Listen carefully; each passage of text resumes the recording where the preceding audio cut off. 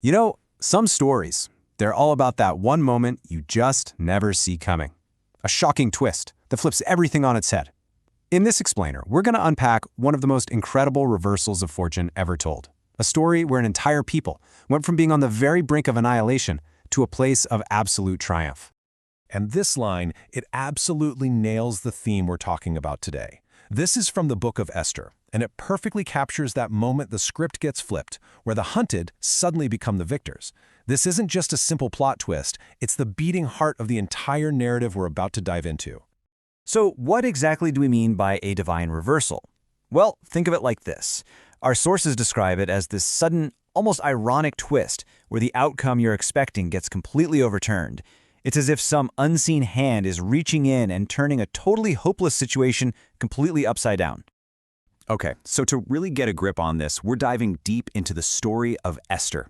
Now, this is all happening in the ancient Persian Empire, and the stakes literally could not be higher. I mean, we're not just talking about a vague threat, we're talking about a meticulously planned, state-sanctioned genocide. So let's meet our key players, because it all really boils down to these two. On one side, you've got Haman. He's a top official, but he's just consumed by his own pride and a deep-seated hatred.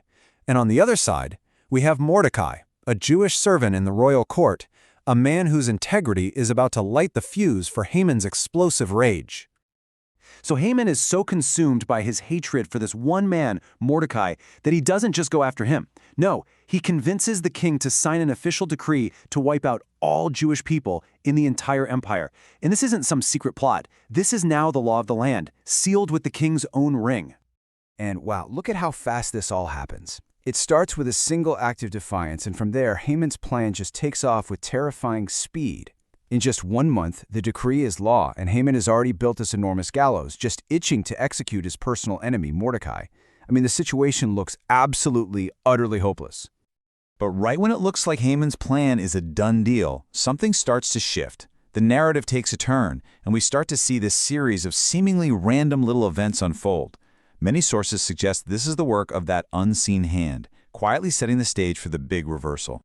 And this is where the story's secret weapon comes in. Queen Esther. See, she's Jewish, but nobody in the palace knows it, not even the king. Mordecai gets this urgent message to her, basically challenging her. Maybe you're in this position for this very reason. He's asking her to risk her life to save her people. It's a terrifying choice to have to make. And Esther's response? It's just brilliant. It's not just brave, it's so strategic. She doesn't just rush in. First, she gets her people spiritually united through a fast. Then, she willingly walks into a situation that could get her killed just to get an audience with the king. And even then, she doesn't spill everything.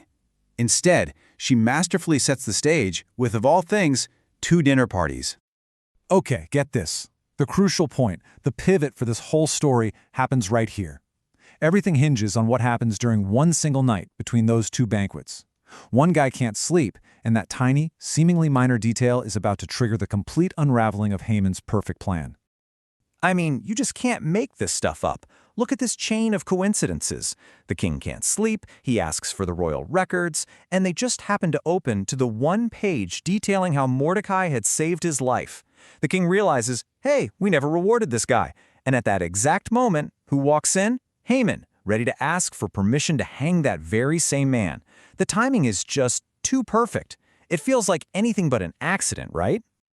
All right, and here we go. This is the moment it all comes together.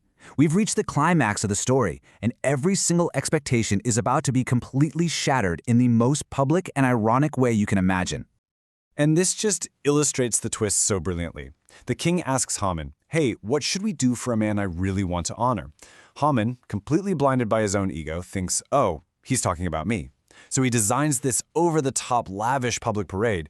Can you just imagine the shock, the absolute humiliation, when he finds out all of this is for his archenemy, Mordecai, and that he, Haman, has to lead the parade? So Haman is still trying to pick his jaw up off the floor from that whole parade thing when he goes to Esther's second banquet.